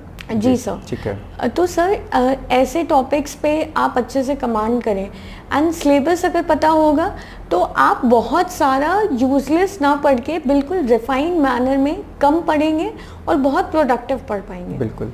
And sir same cheese answer writing के लिए सर बहुत प्रैक्टिस करनी पड़ती है। पहली बार में बहुत ख़राब आंसर लिखते हैं, मैंने भी बहुत ख़राब आंसर लिखे, बट अगर हम प्रैक्टिस करेंगे तभी हम टाइम बाउंड मैनर में अच्छी हैंड राइटिंग में एंड जो मेन डायमेंशंस हैं उनको कवर करते हुए, डेटा को लिखते हुए या कोई चार्ट वगैरह बनाते हुए तभी पेपर कंप्लीट कर पाएंगे। तो आंसर राइटिंग बहुत बहुत ज़रूरी है। बट हाँ ये है कि आप थोड़ा रुक के पहले आप सिलेबस को या टॉपिक को कवर कर लीजिए, फिर आप आंसर राइटिंग करिए। ओके। अच्छा, आंसर राइटिंग में ईशा, जिससे अगर मैं आपसे कहूँ कि एक बेस्ट आंसर फ्रेमिंग का एक क्या मेथड होता है कि हम अगर इस तरीके से अगर हम आंसर राइटिंग करेंगे तो मार्क्स हमें अच्छे मिलेंगे, क्या मेथड होना चाहिए? जैसे डायग्राम, फ्लो डायग्राम, है ना? इंग्लिश, ऐसे हिंदी माध्यम का कोई है तो उसमें इंग्लिश के शब्द हम इस्तेमाल कर सकते हैं कि नहीं कर सकते हैं, तो ये सब क्या आप इसमें क्या कहना चाहेंगे? सर हिंदी मीडियम का मुझे नहीं आइडिया है क्योंकि इंग्लिश मीडियम से हूँ, बट सर जो क्वेश्चन का स्ट्रक्चरिंग पहले देखी जाती है तो सर इंट्रोडक्शन बहुत प्रॉपर होना चाहिए, जैसे एंड डाइवर्स फॉर्म में होना चाहिए। जैसे कहीं पे हम स्टैंडर्ड डेफिनेशन से इंट्रोड्यूस कर सकते हैं, अगर गुड गवर्नेंस पे क्वेश्चन है या सस्टेनेबल डेवलपमेंट पे। तो मैं कभी भी आंसर लिखती थी तो 1987 एक प्रोटोकॉल था, उसमें सस्टेनेबल डेवलपमेंट को इंट्रोड्यूस किया गया था या डिफाइन किया गया था। तो सब वो मेंशन करते हुए सस्टेनेबल डेवलपमेंट गोल्स का डेफिनेशन लिखना या गुड गवर्नेंस की जो वर्ल्ड बैंक की डेफिनेशन है वो लिखना। एंड सर इसी के साथ में डेफिनेशंस हो गई, कोई रिसेंट में करंट अफेयर हो गया या डेटा हो गया, तो ऐसे डाइवर्सिफाइड फॉर्म ऑफ इंट्रोडक्शन होते हैं। तो सर वैसे हम इंट्रोड्यूस कर सकते हैं। एंड सर जब बॉडी पे आते हैं तो जो डिमांड ऑफ द क्वेश्चन है, जो पूछा जा रहा है, जो डायरेक्टिव वर्ड है उनके अकॉर्डिंग आंसर लिखना है। जैसे कहीं कहीं पे कीवर्ड एक्सप्लेन है, तो हमें चैलेंजेस अगर नहीं डायरेक्टली पूछा जा रहा है तो नहीं लिखना है, लेकिन एट द सेम टाइम अगर डायरेक्टिव वर्ड डिस्कस है तो डिस्कस में जो इश्यूज हैं, जो चैलेंजेस हैं वो भी लिखने हैं। एग्जैक्टली ये ईशा बहुत महत्वपूर्ण बात इसमें कह रही हैं और इसमें आप लोग अक्सर गलती करते हैं, प्लीज एक्सप्लेन। सर जो डायरेक्टिव वर्ड्स हैं उन्हीं के अकॉर्डिंग हमें आंसर लिखना है, Okay. क्योंकि वही हमसे पूछा जा रहा है। हमें वो नहीं लिखना है जो हमें आता है, Exactly, हमें बिल्कुल। वो लिखना है जो हमसे पूछा जा रहा है। Exactly. एंड सर वो बॉडी ऐसे कंप्लीट करते हुए जब हम कंक्लूजन पे जाते हैं तो कंक्लूड करने के भी 2-3 मेथड्स हैं, जैसे सॉल्यूशन ओरिएंटेड, जो वे फॉरवर्ड हम पहले लिख दे रहे हैं उसमें हम कुछ वे फॉरवर्ड बचा लें एंड उसको हम कंक्लूजन में डाल दें। And at the same time जैसे जो कीवर्ड्स हैं, सबका साथ सबका विकास, विकसित भारत @2047, या the goal to achieve $1 trillion economy by 2029, तो इस तरीके से हम सॉल्यूशन को एक विजन देके एंड कर सकते हैं। बिल्कुल। तो सर ऐसे आंसर राइटिंग का बिल्कुल मतलब मेरा ओवरऑल कंक्लूजन ये है कि अच्छा फ्लो डायग्राम चार्ट तो हम प्रॉपर बनाएं। सर जो अगर इम्पोर्टेंट है उससे डायरेक्टली लिंक्ड है तभी बनाएं, because main importance demand of the question की पूरी करने की, अननेसेसरी डायग्राम नहीं बनाएं। ठीक है। अच्छा मोस्टली जो हम आंसर जब हम लिखें तो पैराग्राफ में ज्यादा होना चाहिए या बुलेट फॉर्म में की पॉइंट्स में अगर हम लिखें बेटर क्या है? पॉइंट्स में लिखें। ये भी महत्वपूर्ण बात है कि जब भी हम आंसर लिखें तो हम पॉइंट्स में लिखेंगे तो ज्यादा बेटर मेथड रहेगा। इसके पहले ईशा ने जो बात कही सबसे महत्वपूर्ण, कि जो डिमांड होती है प्रश्न की, आपने अक्सर देखा होगा, जैसे अगर मैं हिंदी माध्यम का हूं तो मैं आपसे कहूं कि इसे प्रश्न के अंत में लिखा रहता है आलोचनात्मक टिप्पणी करें, आलोचना करें। इंग्लिश में इसको आप क्रिटिकली एग्जामिन बोलते हैं इसको, है ना। क्रिटिकली एग्जामिन करना है। अब क्रिटिकली एग्जामिन करना है तो क्रिटिकली एग्जामिन में क्या करना है ये आपको पता होना चाहिए। कितना % हमें पॉजिटिव रखना है व्यू अपना, कितना नेगेटिव रखना है हमें। अगर शॉर्ट नोट्स लिखने के लिए आ गया या एक्सप्लेन करने के लिए आ गया तो इन सभी शब्दों के अलग अलग जो अर्थ होते हैं और उन्हीं अर्थों के आधार पर आपको अपना उत्तर लिखना होता है। ये नहीं है कि इस हर प्रश्न की डिमांड एक जैसी होती नहीं। आलोचनात्मक टिप्पणी करनी है तो उसका तरीका अलग होगा, व्याख्या करने के लिए आया है तो उसका तरीका अपना अलग होगा, टिप्पणी करने के लिए आया है तो अलग होगा। बिल्कुल सही कह रहा हूं मैं। ये बात बहुत महत्वपूर्ण है और इसमें आप लोग अक्सर गलती करते हैं। दूसरा पॉइंट जो ईशा ने कहा कि आप पैराग्राफ के बजाय आप जो है पॉइंट्स के फॉर्म में लिखेंगे तो बेहतर रहेगा। तीसरा ईशा ने बताया कि जब आप आंसर लिखें तो अननेसेसरी फ्लो डायग्राम नहीं बनाना है। हमें अक्सर जो है बताया जाता है कि आपको फ्लो डायग्राम बनाना है, जो है चार्ट बनाने हैं, लेकिन ये अननेसेसरी नहीं बनाना है। आपने रंग बिरंगे जो है चार्ट बना दिए, आपने फ्लो डायग्राम आपने बना दिया, लेकिन जैसा कि ईशा ने कहा कि जो डिमांड अगर आपने नहीं पूरी की है तो उसका कोई लॉजिक नहीं रहेगा। तो ये बात बहुत महत्वपूर्ण है। इसी से रिलेटेड एक बात और ईशा, राइटिंग को लेकर के लोगों में भी थोड़ा सा एक वो रहता है, राइटिंग का कितना रोल है पीसेस में? से एक पॉजिटिव इम्पैक्ट जरूर पड़ता है, बिकॉज अगर प्रेजेंटेशन अच्छी होगी, राइटिंग सुंदर होगी तो जो इवैल्यूएटर है उसके लिए इजी बहुत होगा उसको रीड करने। बट सर राइटिंग ऐसी चीज है जो ओवरनाइट नहीं चेंज हो सकती है। तो अगर किसी की राइटिंग थोड़ी खराब है तो हम उसको कंटेंट के तौर पे उसको सब्स्टिट्यूट बना सकते हैं कि हमारा कंटेंट बहुत अच्छा हो तो शायद राइटिंग खराब होने पर भी मार्क्स मिल जाएंगे। ठीक है, ओके। अच्छा ईशा एक प्रश्न और, चूंकि हम लोग उत्तर प्रदेश पीसेस का एग्जाम देते हैं, सभी लोग हिंदी भाषी छात्र के लोग हैं लोग, कई बार एक प्रश्न जो है लोगों के मन में उठता है भाषा को लेकर के, लैंग्वेज को लेकर के, कि माध्यम का कितना इम्पैक्ट पड़ता है, हिंदी माध्यम का और इंग्लिश माध्यम का। अगर इसके बारे में जानकारी कुछ है कि क्या अगर इसे हमने हिंदी माध्यम चूज कर लिया तो मुझे किसी ने डरा दिया कि यार तुमने हिंदी माध्यम ले लिया तो तुम्हारा चयन नहीं होगा, ईशा ने इंग्लिश ले लिया है तो इनका हो जाएगा। आपको लगता है कि कुछ जो है एक भेदभाव करता है क्या आयोग, ऐसा लगता है क्या कुछ? क्योंकि ये प्रश्न जो है बहुत कॉमन है और मुझे लगता है कि सभी विद्यार्थियों के मन में होगा कि आप बताएं इसको लेकर के। नहीं सर, ऐसा बिल्कुल भी नहीं है। उसका मल्टीपल रीजंस है। एक ये कि जो हिंदी मीडियम की कॉपी है वो अलग इवैल्यूएशन होता है एंड इंग्लिश की कॉपीज अलग इवैल्यूएट होती है। तो हमारा कंपटीशन इंग्लिश हिंदी में से है ही नहीं। हमारा कंपटीशन हमारे जो फेलो स्टूडेंट्स हैं, फेलो कैंडिडेट्स हैं जिनके साथ हमने पेपर दिया है उनसे है। हिंदी का कभी कंपटीशन इंग्लिश से नहीं है। हिंदी मीडियम में रह के आपको जो बाकी बच्चे हिंदी वाले हैं उनसे बेहतर लिखना है। एंड सर सेकंड चीज़ ये है कि हिंदी मीडियम को दो बहुत बड़े एडवांटेजेस हैं। एक सर जो हिंदी पेपर आता है, बिकॉज हम लोग इंग्लिश मीडियम में उतना स्कोर नहीं कर पाते जितना हिंदी मीडियम में स्टूडेंट्स कर लेते हैं। एंड जो उनके पास लेवरेज होता है हिंदी प्लस ऐसे को मिला के 20 to 30 मार्क्स का लेवरेज होता है एक अच्छे स्टूडेंट को, सर वो जीएस के पेपर में बीट करना बहुत मुश्किल है। तो सर मेरा यही एक सजेशन है कि जो दो आपकी स्ट्रेंथ है उनको आप उस पर आप बहुत अच्छे से काम करें। बिल्कुल, कि जीएस में अगर कहीं पे कम हो रहा है तो वो सब्सटेंशिएट हो जाए उसमें। बिल्कुल, ये बात बिल्कुल सही कही है कि जो है माध्यम का कोई खास असर नहीं पड़ता है। और जैसा कि ईशा ने कहा कि हिंदी माध्यम के अगर आप हैं तो हिंदी वाले पेपर में आप बेटर कर सकते हैं और निश्चित तौर पर एक अच्छा आप इसमें जो है आप बढ़त बना सकते हैं। तो ये आपके लिए बड़ा पॉजिटिव पॉइंट है। और बाकी माध्यम को लेकर के अगर आप लोग के मन में कुछ भी ऐसा मतलब अगर मिसअंडरस्टैंडिंग है तो मैं कहता हूं आपसे, ईशा ने भी अभी जस्ट कहा, ये आप तो सेलेक्ट हो चुकी हैं, वीडियो हो चुकी है इस समय, तो आप शायद मेरी बात ना माने लेकिन इनकी बात जरूर मानेंगे आप। तो इन्होंने जैसा कहा कि माध्यम का कोई ऐसा असर नहीं पड़ता है। जी। एंड सर इसमें एक चीज़ और मैं ऐड ऑन करना चाहूँगी सर, जब से आर्टिफिशियल इंटेलिजेंस आया है तो जो मटेरियल और डेटा की कमी होती थी हिंदी मीडियम के लिए सर वो अब दूर हो गई। बिल्कुल। तो सर अब बहुत वाइड मटेरियल है, हर जगह है एंड दोनों माध्यमों में। तो सर कोई उसमें मीडियम का इशू नहीं है कि हिंदी मीडियम को डर लगे, सब जगह मटेरियल है एंड लिख के पढ़ के सिलेक्शन हो रहे हैं। बिल्कुल बिल्कुल बिल्कुल सही बात बोली कि अब जो पहले दिक्कतें रहती थी, क्योंकि अब एआई है, चैट जीपीटी है, जेमिनी है और बहुत सारे ऐसे वेबसाइट और बहुत सारी चीज़ें रहती हैं जहां से आप बेहतर कंटेंट जो है उठा सकते हैं, पढ़ सकते हैं। ऐसा एक चीज़ और पूछूंगा मैं आपसे करंट अफेयर्स को लेकर के। जैसे बहुत सारे विद्यार्थी हैं जो करंट अफेयर्स को एकदम लास्ट में पढ़ते हैं। मैं भी क्लास लेता हूँ करंट अफेयर्स की, आप सभी लोग देखते होंगे। और मैं अक्सर एक बात कहता हूँ कि अगर पीसीएस परीक्षा की खासकर आप तैयारी कर रहे हैं, इनफैक्ट किसी भी एग्जाम तैयारी कर रहे हैं, तो करंट अफेयर्स एक बड़ा इंपॉर्टेंट रोल प्ले करता है। अभी थोड़ी देर पहले आपने भी कहा कि लगभग 30-32 प्रश्न जो है पीसीएस की प्री परीक्षा में आते हैं करंट अफेयर्स के। मेंस में भी पेपर सेकंड, पेपर थर्ड, प्रत्यक्ष अप्रत्यक्ष रूप से पेपर 5, 6 आपका और बाकी सेक्शन में रोल रहता है, मेंस में भी।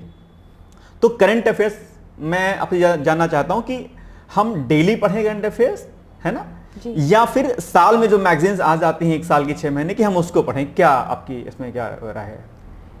सर इसमें भी जिस इंसान को जो सूटेबल लगे वो करना चाहिए, बट लास्ट मोमेंट पे के लिए नहीं रखना चाहिए। बिल्कुल। बिकॉज अगर लास्ट मोमेंट पे हम पढ़ेंगे तो वो रिटेन नहीं हो पाएगा। एटलीस्ट 2-3 महीने पहले से हम पढ़ना स्टार्ट करें ताकि वो चीज़ रहे, मतलब बिकॉज वहाँ रिकॉल होने में बहुत टाइम लगता है। अगर नया नया याद करेंगे तो शायद नहीं रिकॉल हो पाएगा। बिल्कुल। और अगर हम दैनिक रूप से करेंगे तो अपने आप बहुत बेटर तरीका है, फिर उसमें गलती होने के चांस बिल्कुल नगण्य हो जाएंगे कि भाई गलती नहीं रहेगी। क्योंकि आप जानते होंगे पीसीएस में या यूपीएससी में जो है मेंस में भी करंट का एक अपना बड़ा रोल होता है। तो अगर आप पहले से टॉपिक को रेडी किए रहेंगे तो कहीं ना कहीं मेंस का एक कंटेंट जो है आपका करंट अफेयर्स के सहारे जो रहता है वो आपका रेडी हो जाएगा, है ना। बिल्कुल। अच्छा, इसके अलावा अगर मैं आपसे पूछूं कि आप और क्या सजेशन देना चाहेंगे जो नए बिगिनर्स हैं उनको, और जो लंबे समय से संघर्ष कर रहे हैं या जिन्होंने अभी एग्जाम दिया था, तो क्योंकि अक्सर देखा जाता है कि जो असफल जब हम हो जाते हैं तो उनको कोई फोन घंटी उनको नहीं जाती है, उनको से कोई नहीं कहता है कि यार तुम्हारा क्यों नहीं हुआ, मैं तुम्हारे साथ खड़ा हूं, ठीक है। तो अभी जो बिगिनर्स हैं आप उनको क्या एडवाइस देना चाहेंगे, कैसे तैयारी करें वो, और जो बेचारे अभी नहीं हो पाए हैं, क्योंकि उनके लिए कोई नहीं बोलता, मुझे लगता है जो असफल हो जाते हैं, आपके भी बहुत सारे मित्र होंगे जो बहुत बेहतर होंगे, है ना, जिनको ये लगता है कि यार इनका तो होना चाहिए, और जब नहीं होता तो लगता है यार कि इनका कैसे नहीं हुआ। मन में एक बड़ा दंश सा भाव जो है आता है, एक इमोशंस अपने आप में क्रिएट होता है। तो ऐसे दोनों लोग के लिए आप क्या कहना चाहेंगे जो अनसक्सेस हो गए हैं फिलहाल के लिए? असफल तो मैं उनको नहीं कहूंगा, मैं मेरी परिभाषा में वो असफल तो नहीं है।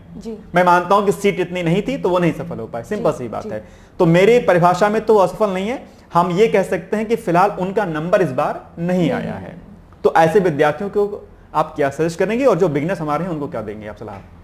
सर जो अनसक्सेस अभी उनका जिनका नाम नहीं आया है, सर मैं भी 2022 और 23 में जैसे बताया, तो सर एक चीज़ है कि सब लोग, मैंने अभी पहले भी बोला है कि सारे इंटरव्यू कैंडिडेट्स वेल क्वालिफाइड होते हैं, वेल डिजर्विंग होते हैं, क्योंकि वहाँ तक पहुँचना भी बहुत बड़ी चीज़ है। ये सिर्फ एक matter of luck and time की बात है कि आज नाम नहीं है, हो सकता है 2025 में यही कोई नॉन सेलेक्टेड इंसान एसडीएम बन जाए। बिल्कुल। ये हम नहीं देख के हैं।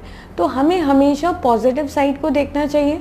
एंड सर इम्प्रूवमेंट के लिए मैं ये कहना चाहूँगी कि एक बार मार्कशीट्स आ जाए तो हमें ये पता लग जाएगा कि कहाँ पर हमारी कमी रही, तो जो कमी है उस पर हम वर्क कर सकते हैं। एंड सर जो न्यू बिगनर्स हैं उनके लिए सिर्फ 2 चीज़ें हैं कि आप सिलेबस और PYQ के हिसाब से रेगुलर बेसिस पे कंसिस्टेंसी के साथ पढ़िए। बिल्कुल, क्योंकि 2 दिन पढ़ लिया, 1 दिन छोड़ दिया, या 2 दिन पढ़ लिया फिर 1 दिन छोड़ दिया, तो वो ब्रेक हो जाता है मोमेंट। भले ही 4 घंटे 3 घंटे पढ़े, लेकिन कंसिस्टेंटली पढ़े। कंसिस्टेंसी, बिल्कुल। और इसी बात को लेकर अक्सर मैं बात कहता हूँ कि positivity and consistency is the key of success. जी, अगर आप पॉजिटिव हैं और अगर आप लगातार पढ़ाई करते हैं। ईशा ने कहा कि ऐसा नहीं है कि आप आज 4 5 6 घंटे पढ़ लिए, एकदम मोटिवेशन आ गया, अब आज आप ईशा का इंटरव्यू देखेंगे, एकदम मन में आप एकदम जोश आएगा कि यार अब तो करेंगे, ईशा ने कर दिया है, ईशा दी ने कर दिया, ईशा मैम ने कर दिया, हम भी कर ले जाएंगे। आप एकदम मोटिवेट हो जाएंगे। ये ऊर्जा आपकी 2 4 6 दिन बाद क्या होगी, डाउन हो जाएगी। ये नहीं करना है आपको, बिल्कुल, है ना? बिल्कुल। आपको सेल्फ मोटिवेट होना है, ईशा से सीखना है कि इन्होंने अपनी जर्नी को कैसे पूरा किया, और इस सीख से आपने आपको सेल्फ मोटिवेट करना है कि हाँ मुझे भी ईशा के जैसे बनना है, या मुझे भी अपने माता पिता का नाम रोशन करना है। क्योंकि आप में से हो सकता है बहुत सारे स्टूडेंट्स के माँ या पिता में से कोई ना रहा हो, इस समय ना हो, जिनका सपना रहा हो, या दोनों ना रहे हो, उनके सपने रहे हो, तो आप मन में एक जिद पाल लीजिए। मैं अक्सर कहता हूं कि जिद ही जीत है, और मुझे लगता है कि आपने जिद जरूर पाली होगी कि यार करना है, क्योंकि पिता का इनके सपना था। और आप अपने जीवन में एक मोटिवेशनल फैक्टर रखिए। ईशा की लाइफ में पिता का एक बड़ा योगदान था इनकी सफलता के लिए। आप भी अपने उस चीज को चूज कर लीजिए कि यार अपन को ना इस चीज के लिए सक्सेस होना है, उस बिंदु की तलाश कीजिए, और उसके लिए फिर आप अपनी शक्ति को पूरी लगा दीजिए। निश्चित तौर पर आप सफल हो जाएंगे। ओवरऑल जैसा कि ईशा ने कहा कि सिलेबस की गहन अध्ययन करें, आप सिलेबस की आप सही से समझें, उसको PYQs के माध्यम से चीजों को करें, उसके बाद आंसर राइटिंग प्रैक्टिस आपकी, मतलब रेफरेंस बुक पढ़ने के बाद, और अपना टेस्ट सीरीज, है ना? टेस्ट सीरीज आप चाहें तो ऑफलाइन या ऑनलाइन जैसा भी आप चाहें आप कर सकते हैं, राइट?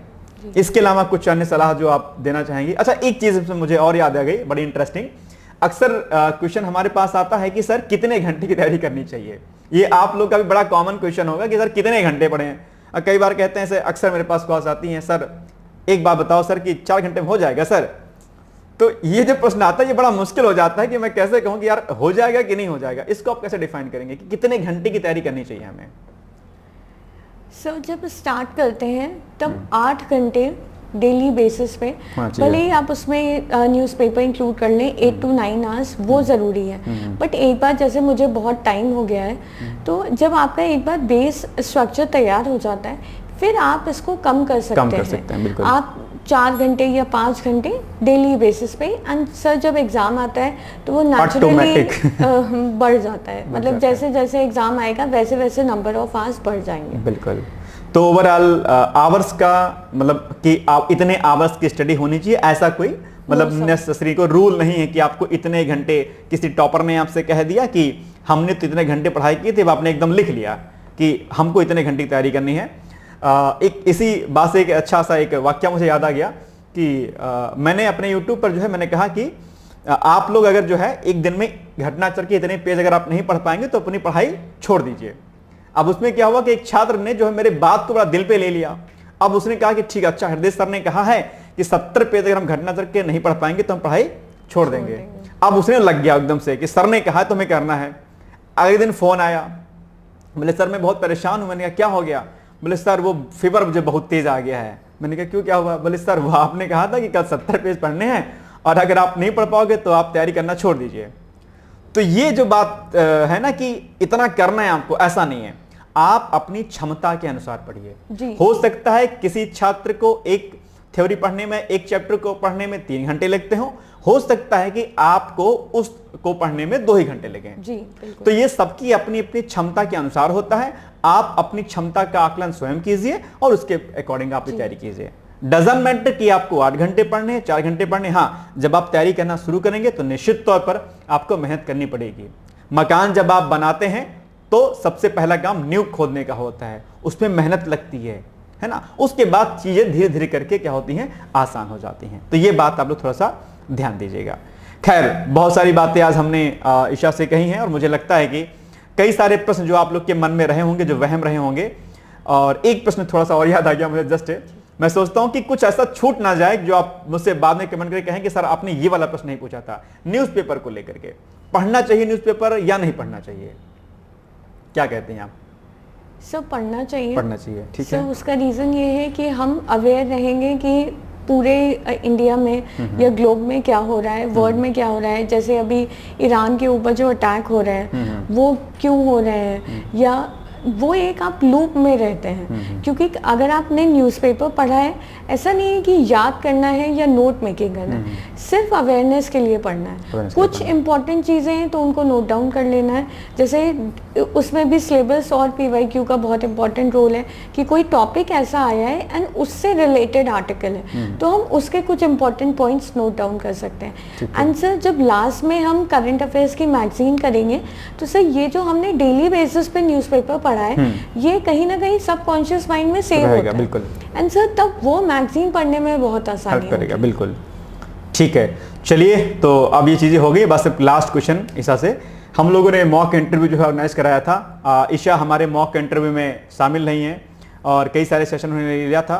आपसे जानना चाहते हो जो हम लोगों ने मॉक इंटरव्यू कंडक्ट कराया था डिकोड एग्जाम में, उसका कितना बेनिफिट आपको मिला? सर एक तो बहुत ज़्यादा पॉजिटिविटी मिली थी बिकॉज जो एक सर थे उन्होंने बोला था कि आप दिवाकर सर जी आप बिल्कुल खुश होके जाइएगा एंड इसी स्माइलिंग फेस के साथ जाइएगा एंड देखिएगा आपका सिलेक्शन हो जाएगा। तो सर वो जो उस समय बहुत एंजाइटी हो रही होती है जब हम बाहर बैठे होते हैं इंटरव्यू रूम के, तो सर ये जो बातें हैं ये हमें बहुत मोटिवेट करती हैं। And sir at the same time जो डिकोड एग्जाम में हमने मॉक इंटरव्यू मैंने दिया था सर, उसमें डाइवर्स फील्ड से मुझसे क्वेश्चंस पुट अप किए गए थे, women related, case study related, मेरी हॉबी से रिलेटेड। तो आई डोंट थिंक कि ऐसा कोई टॉपिक छूटा था या छोड़ दिया गया जहाँ से वे क्वेश्चंस नहीं थे। बिल्कुल। तो सर ये बहुत मेरे लिए एडवांटेज थी। बिल्कुल हम लोगों ने पहली बार जो है डिकोड एग्जाम में जो है इंटरव्यू मॉक करवाया था और पूरा प्रयास रहा हम लोग का कि हम लोग जेन्युइन इंटरव्यू कराएं और लगभग हर कैंडिडेट का हम लोगों ने 1-1 घंटे किया। संभवतः लोग इतना नहीं कराते हैं। हमारी कोशिश यही रही कि हम हर फील्ड से प्रश्न पूछें और आप यहाँ से सेटिस्फाई होकर जाएं। ईशा ने ऑनलाइन दिया था, हालांकि बाकी छात्रों ने ऑफलाइन दिया था। सुषमा यादव जो 13 रैंक जिनकी है उन्होंने ऑफलाइन दिया था। पहले दिन हम लोगों ने उनका इंटरव्यू दिया था और लिख दिया, हमने एकदम लिख दिया था कि आपका होना है। ईशा को भी हमने यही कहा था कि होना है। दिवाकर सर ने कहा था स्माइल के साथ जाइए, उन्होंने कहा था शुगर फ्री में मिठाई खाऊंगा। बिल्कुल आज ईशा आई हैं हमारे सेंटर तो शुगर फ्री मिठाई लेके भी आई हैं।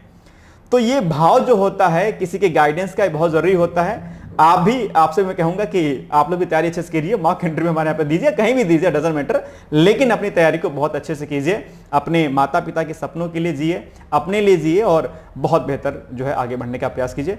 अंत में कुछ अगर सजेशन आप देना चाहती हैं तो आप जरूर दे सकती हैं, एक लास्ट सजेशन। सर एकेडमिक्स में PYQ एंड सिलेबस बहुत इम्पोर्टेंट है। And sir second cheese, life में फैमिली बहुत इम्पोर्टेंट है एंड पेरेंट्स बहुत इम्पोर्टेंट है। अगर उनकी खुशी के लिए हम कुछ कर सकें तो उससे बेहतर चीज़ कुछ नहीं है। ठीक है, तो सर उसके लिए प्रयास करना चाहिए। बिल्कुल, अपनी फैमिली के लिए करना ही चाहिए। मुझे लगता है कि जब आप अपनी फैमिली के लिए करते हैं तो वो आपके लिए भी होता है और वही चीज़ हम सेम जो है आपके समाज और आपके देश और राष्ट्र के लिए भी होता है। कहते हैं ना कि हम देश के लिए जिए, समाज के लिए जिए, ये धड़के नहीं, ये श्वास हो मातृभूमि के लिए। अपने जीवन को उस पथ पर ले जाइए जहाँ पर आप अपनी सफलता से आप अपनी आपको महानता की ओर ले जाएं। हमेशा जो है डॉक्टर APJ अब्दुल कलाम, हमेशा जो है राम प्रसाद बिस्मिल और जैसे महान जो वैज्ञानिक और जो हमारे नेता लोग रहे हैं, हमें हमेशा उनके जैसा बनना चाहिए। और चूंकि ईशा तो महिला है तो जो हमारी विदुषी महिलाएं जो रही हैं, है ना, हमें उनके जैसा बन करके और महिलाओं का सम्मान करते हुए जो विमेन एम्पावरमेंट का जो कॉन्सेप्ट है महिला सशक्तिकरण का, मुझे लगता है कि जब महिलाएं खुद से चाहेंगी तभी महिला सशक्तिकरण हो सकता है। हम और आप बैठ करके महिला सशक्तिकरण नहीं कर सकते हैं। यह चीज जो है महिलाओं के भीतर खुद से होनी चाहिए। जब वो समाज से लड़ेंगी, जब वो देश के जो कुरीतियां होती हैं उनसे लड़ेंगी और अपने आप को परिश्रम के इस पूरे उसमें झोंकेंगे, तो मुझे लगता है कि निश्चित तौर पर बेटियां बहुत कुछ कर सकती हैं और बहुत बेहतर कर भी रही हैं। आगे आप में से भी कोई बेटी किसी की पत्नी और किसी का बच्ची जो है आगे बढ़ सकती है। ठीक है, तो बहुत बहुत धन्यवाद आप सभी लोगों का कि आप लोग बड़े ध्यान से इस मेरे इंटरव्यू को सुने होंगे और मुझे लगता है कि ईशा के इस बात से जो है आप लोग मोटिवेशन आपको जरूर मिला होगा। आप सभी लोगों को मेरी तरफ से, ईशा की तरफ से बहुत बहुत शुभकामनाएं हैं। ऑल द बेस्ट, धन्यवाद। थैंक यू ईशा आपका। Thank you.